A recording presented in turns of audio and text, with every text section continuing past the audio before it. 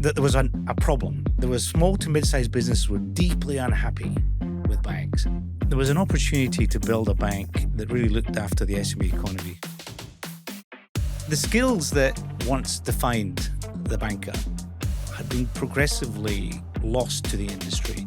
Bankers had become aggressive product salespeople. Commoditized. There hadn't been a new bank license issued in Australia for a very long time. How'd you go about raising the capital you needed to make this business sing the way it does? We needed to raise 1.5 billion of equity. Just 1.5 billion. That's when you have to have a conversation with your wife, actually. Yes. Everybody likes the story, but no one wants to put the first dollar in. This is tough.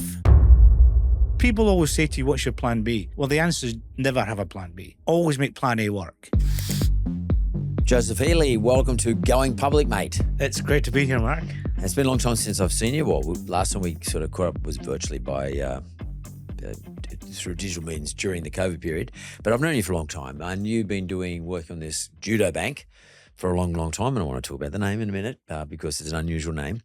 You're the co-founder and CEO. You have a co-founder as well. And it was a pretty, well, consider your background being an ex-banker, particularly coming out of NAB, and quite a few of your people come out of NAB. It was sort of a fairly big decision to make, to go set up a bank. Yeah, but it was in the live a life of no regrets category. Now, I'd been a banker inside big banks for 35 years. So, and what you would describe as an institutional guy. But I always had this entrepreneurial gene of wanting to do new things.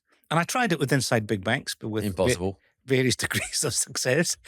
But when I left NAB, and I'd been thinking about this, and David and I had been talking about it since 2012, but we thought there was an opportunity to build a bank that really looked after the SME economy, who'd been poorly served by the big banks. And then we kind of thought about it, you could live the next 10, 15 years quite comfortably. You'd saved enough money to live in a comfortable life, get another big job, and just take it easy. But then you have this mental picture of 10, 15 years out on a Friday afternoon when you're sitting on the balcony with your gin and tonic, and you want to look back and say, I did everything I wanted to do.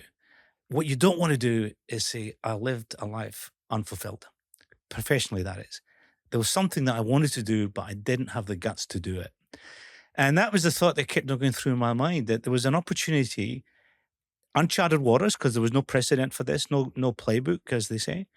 But I took the view, as did David and others, that David being your partner. Yeah. David Hornery.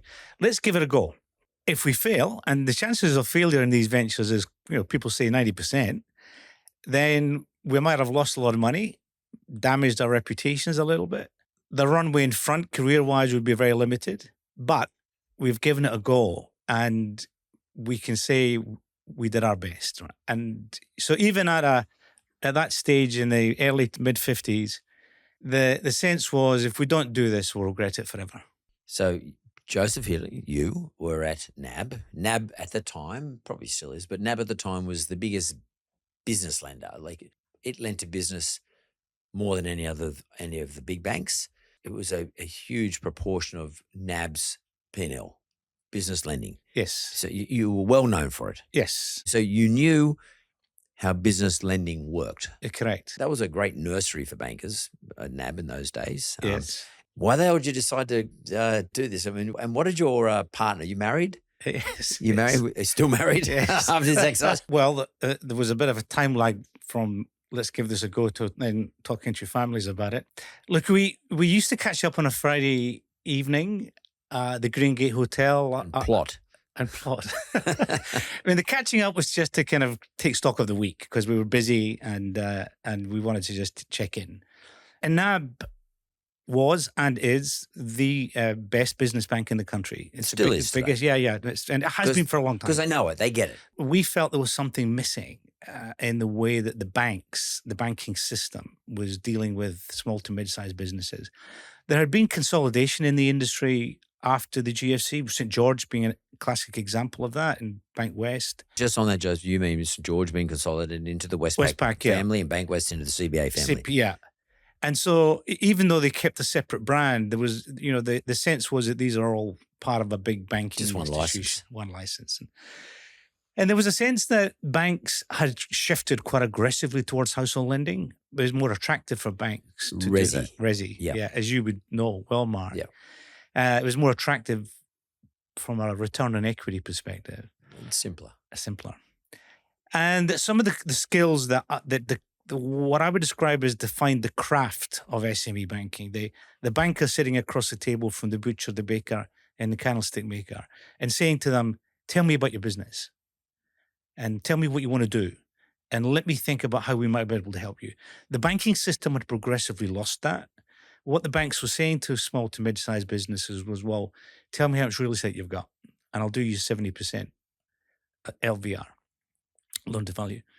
And the skills that once defined the banker had been progressively lost to the industry. Bankers had become aggressive product salespeople, Commoditized. commoditized. And the operating model within these banks had become quite industrialized in the sense of a one-size-fits-all approach. And discretions and judgment that used to sit with the local business banker became centralized. And customers really were left with a take it or leave it proposition from the banking industry. Now, I was in the middle of all of that, and I could see it. I wasn't entirely happy with it, but the industry was kind of moving in a direction. The regulator, APRA, of course, has a tendency to try and force all the banks to kind of operate in a similar way. And then the market, the equity market, is kind of asking the banks, how much mortgage lending are you doing? What's your cost to income ratio? How are you getting your costs down? And this kind of drove this industrialization. And I felt that the small to mid-sized business economy was being taken for granted, was being left behind As borrowers. as borrowers. And they had no choices, really. I mean, they had four big giants. But when you take the brand logos away from the front of these big giants, they're very similar inside. And I've worked inside two of them here in Australia. They're very similar. And there was something missing. And then when you looked at customer satisfaction surveys, which are 10 a penny in the market on SME, it was hard to find one that scored the banks higher than 3 on a scale of 1 to 10. So the customers were unhappy, but they had no choice. And the bankers, the good bankers, were very frustrated that they couldn't provide the service that they once upon a time were able to provide customers. They would quite often feel embarrassed going to see a small business and listen to what the business is trying to do and think, gosh, this is going to be difficult. How am I going to get this through risk? And Risk being the credit department. the credit department. Just to go back one step. So someone like you would prepare a submission for me if I was trying to borrow money from your bank at the time. Yeah. And then you would put it up to the credit dudes. Yeah. And the credit mob. You couldn't influence them. You might know one or two of them, but they had to make it based on a set of rules. Correct. What are the policies? Now, and I never talk to them. Yeah, and they don't see customers. They don't, that's what I'm saying. Yeah. I don't get to talk to them, and they don't get to talk to me. Yeah, which was not the way I had been trained. When I had been trained in banking, well, first of all, bankers were risk managers. If you wanted to be a good business banker, you had to have risk management, credit risk management as a core competency, because then you could talk to the business and say, we can do this. I'm going to need this from you, or we can't do it because here are some issues. Or if you can give me this, I can get this done. And you can leave the meeting with a high level of confidence that the business is talking to someone who's got some authority. I mean, there are processes you've got to go through, but this is a credentialed, experienced banker who says, yeah, we can help you do this.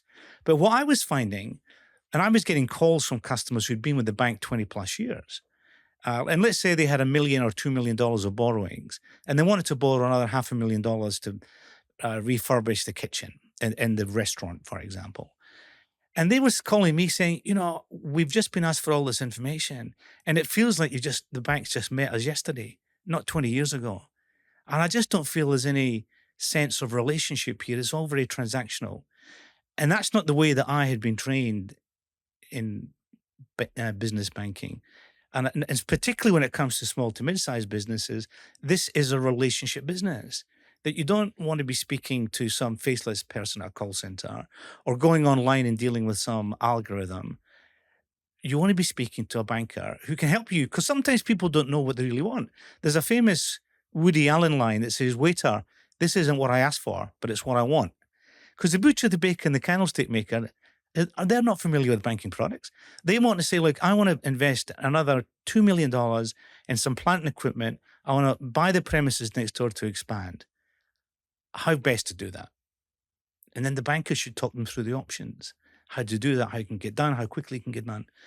That had been lost in the industry. And It's an art, isn't it? well, I call it a craft. A craft. Yeah, It's that's a good way of craft, putting it. because there's judgment and exercised here. I mean, the number of times that I get asked to meet people, even in my role in judo, people through my network, I'll get called and say, "Look, I've got this friend of mine who wants to buy a premises to build a new bowling alley with a restaurant and a bar.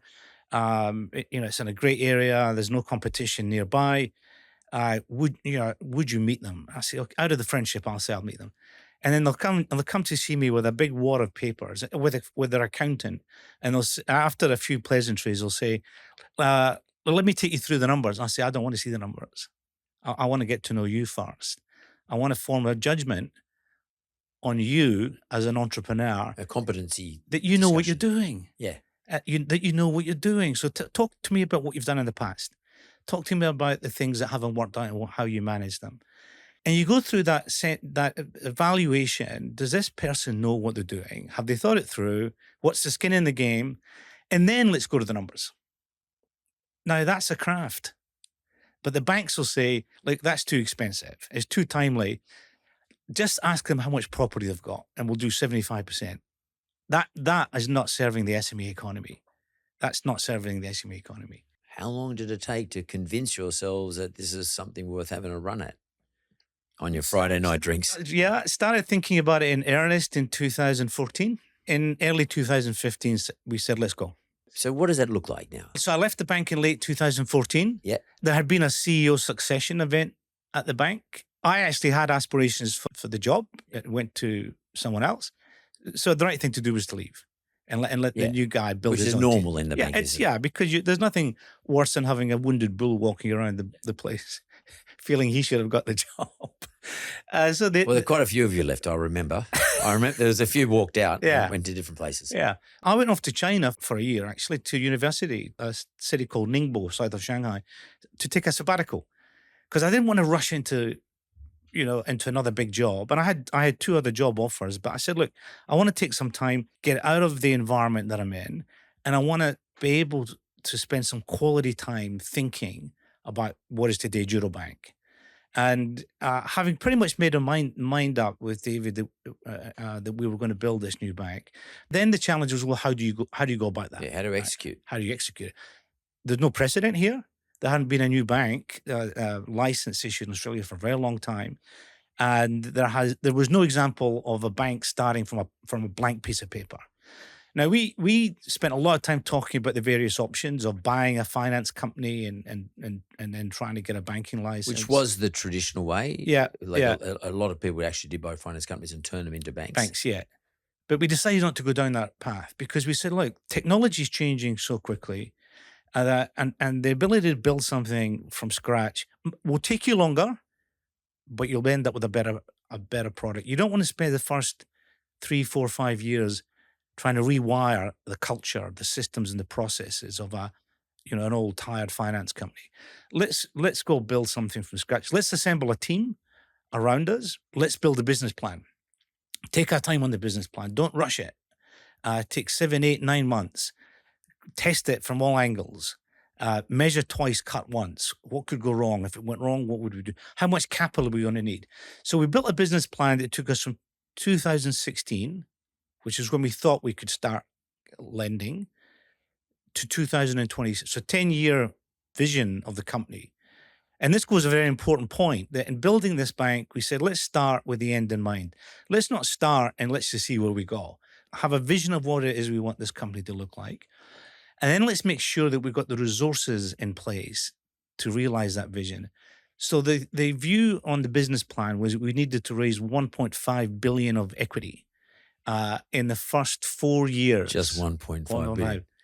1.5 billion of equity. In the first 4 years, till we got to profitability.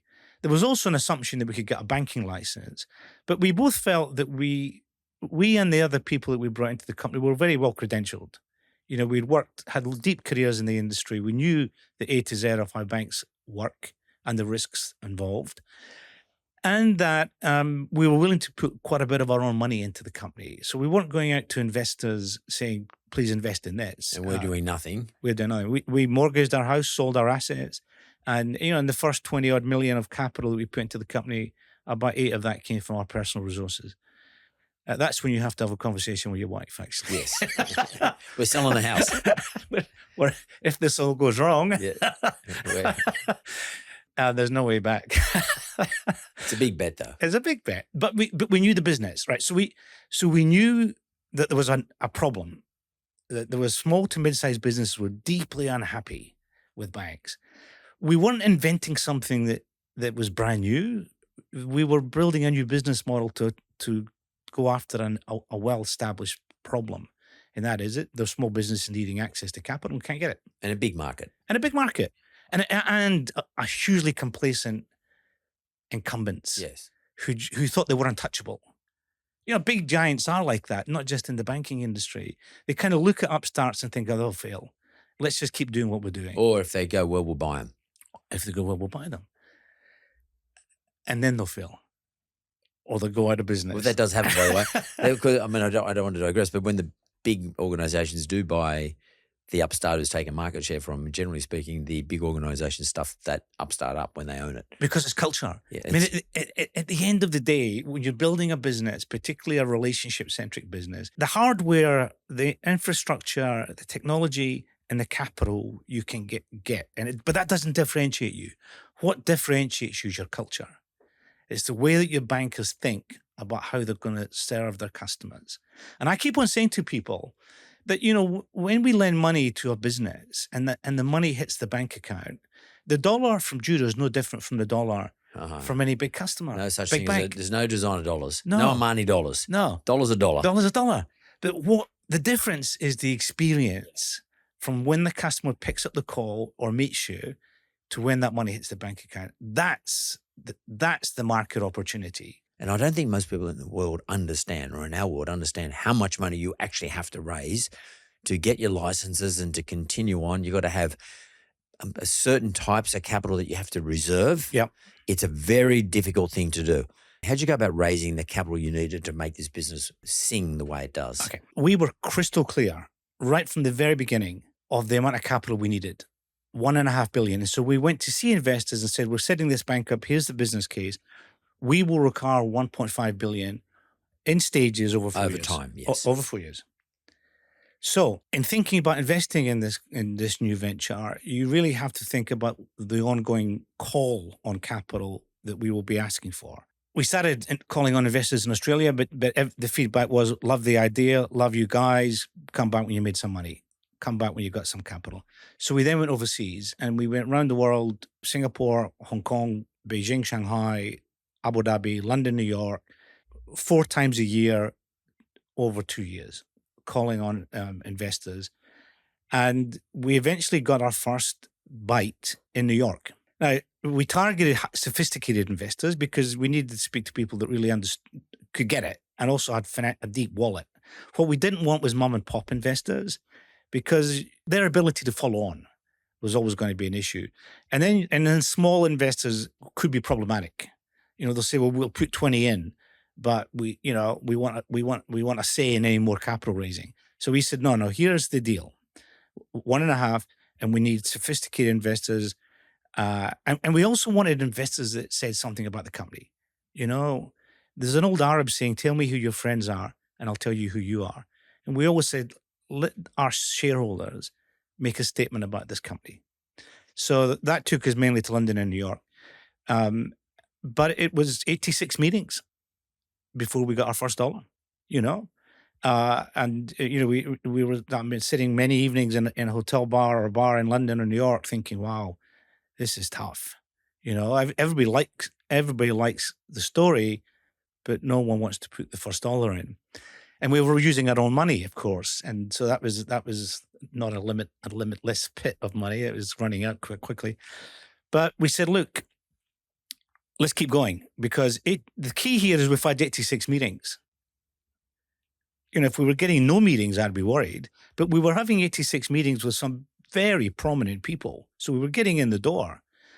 And then it was in New York. I always remember this. It was a part of Credit Suisse at that time. The manager, they did a manager buyout of it. And we went to see them at 4:00. And they said, what are you guys doing afterwards? We said, we're just going to have a beer and get something to eat. And they said, oh, we'll join you. So we went downstairs to this local wine bar, and within 2 hours, I think it was, the senior guy said, look, we'll put 20 in if you can find another 80, right? So, but we'll put 20 in if you can find another 80 from 4 other investors that we are okay with. And that was the breakthrough, because then we went to speak to people. So like, we got 20. And then it started to follow. When someone sees a good name become your anchor investor at 20, they tend to, no one wants to be the first. No. But a lot of times if they think it's a good idea, they like to follow. Correct. And getting a credentialed name as your anchor is so important. So important. How many times do you reckon you saw Credit Suisse, for example, at that time? That meeting was, ironically, that was one of the first meetings we had with them. But the other investors, and you and I mentioned a name earlier, we met with them 4 or 5 times at least. I mean, over 3 years, and they said, look, one of the great things, other things that investors like, and even today when I was in London in June speaking to some of our existing investors, one of the things that they always say, we remember when you, David, came in to see us in 2016. And what is so unique about Judo is that what you're saying today is word for word what you said to us in 2016. Yes, you delivered on the promise. And it's consistent. Yeah. We didn't chop and change the story. The story was consistent.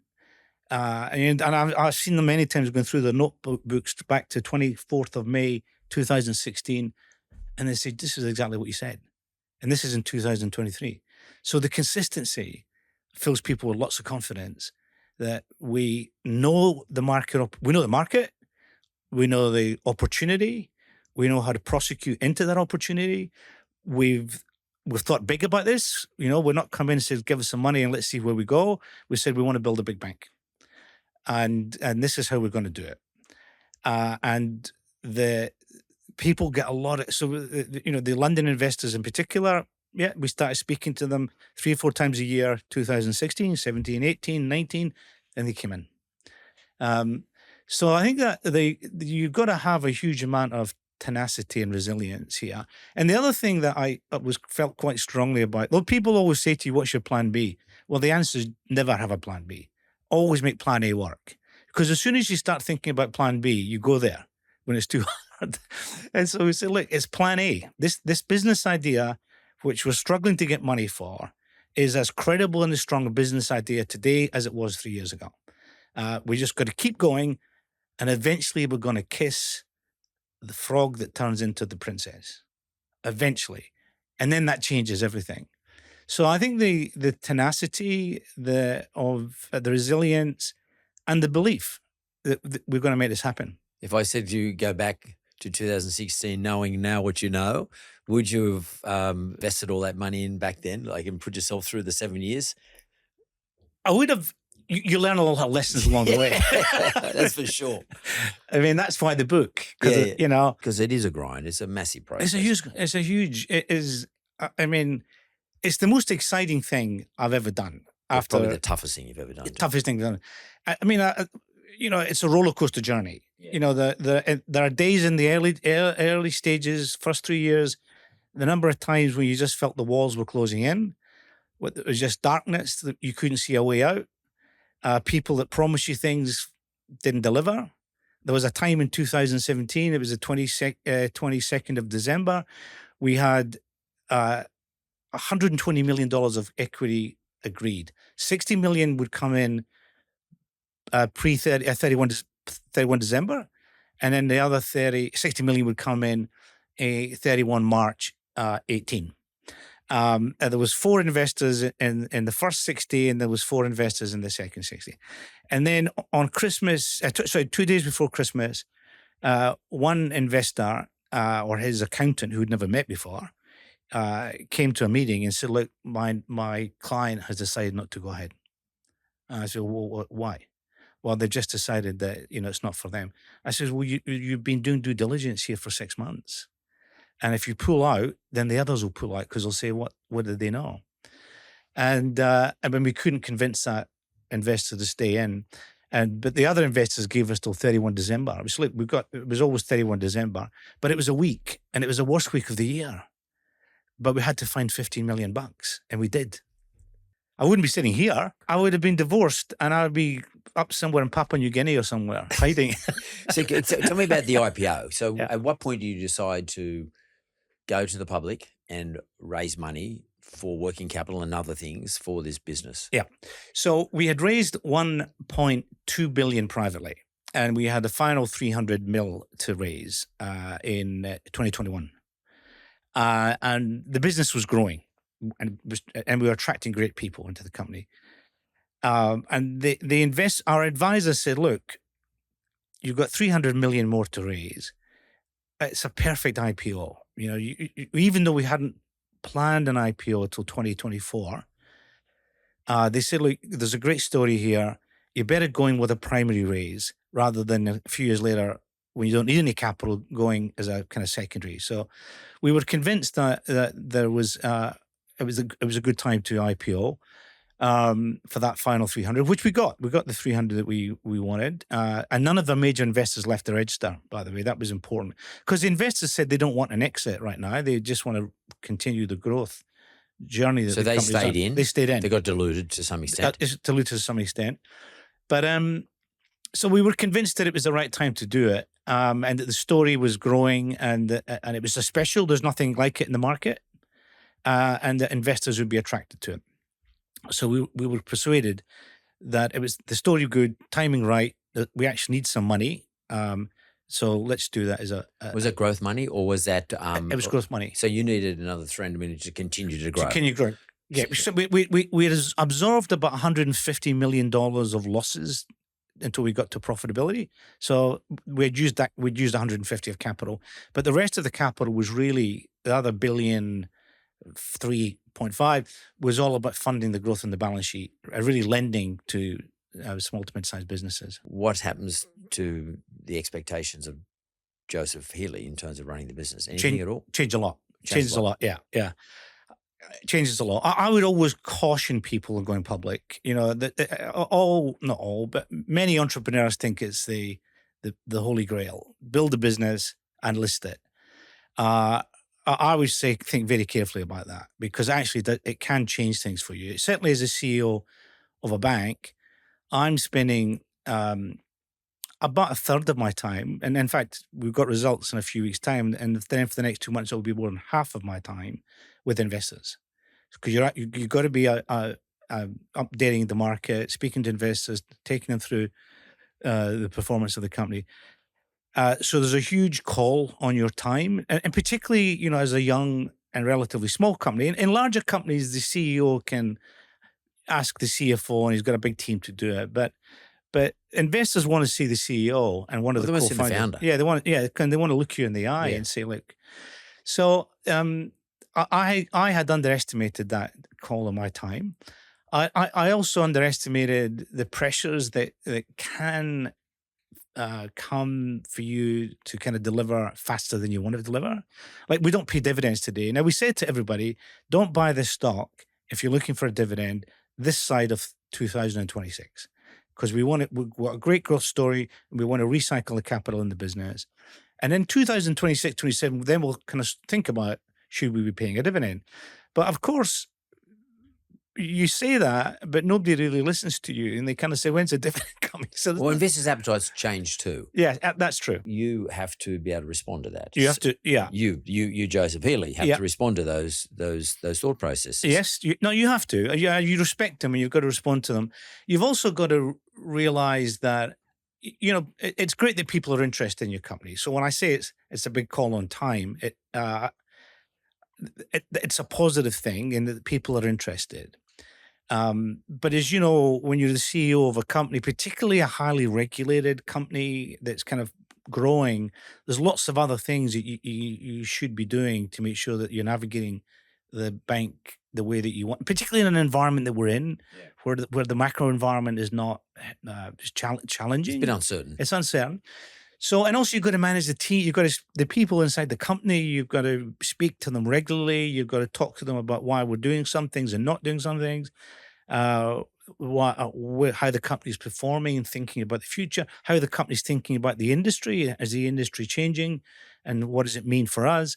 So I think those things can't be underestimated. They're very important things. So you become a huge communicator. Yeah. We said to the market at the time of the IPO, look, there's no real history to this company. So if you're trying to value the company, it's going to be difficult for you. So what we will do is give you some metrics that we will achieve when we're at scale. We didn't put a date on that, but most people said that looks like 26, 27.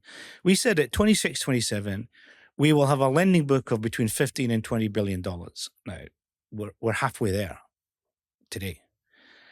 We will have a net interest margin of at least 3%, and we've been reporting net interest margins above that. We will have a cost to income ratio in the low 30s, and we're on a trajectory towards that. That we will have a cost of risk of sub 50 basis points, and we're comfortably operating within that, and we'll operate within that. When we'll deliver a return on equity in the mid to low teens.